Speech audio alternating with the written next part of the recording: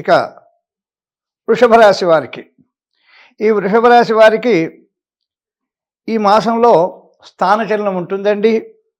అదేవిధంగా తరచూ ప్రయాణాలు చేయాల్సి వస్తుంది. ఆ ప్రయాణాల వల్ల ధనవ్యయము, అగౌరవము, మానసిక ఆందోళన ఇవన్నీ కూడా వచ్చేటువంటి అవకాశం ఉంటుంది.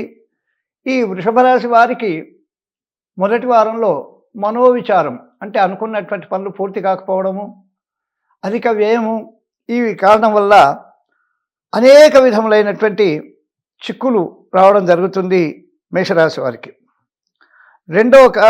రెండవ వారంలో వీరికి దేవతార్చన, ధనలాభము, అదేవిధంగా ధనలాభాలు కలుగుతాయి. మరి మూడో వారంలో స్థానచలనం ఏర్పడుతుంది. వీళ్ళు రైతులైనట్టయితే వాళ్ళ వ్యవసాయంలో కాస్త ఇబ్బందులు ఏర్పడతాయి. పశు నష్టం కూడా జరుగుతుంది. మరి ఈ సమస్త విషయాలలో వీరు అనేక చిక్కులు ఎదుర్కోవాల్సినటువంటి అవకాశం ఉంది.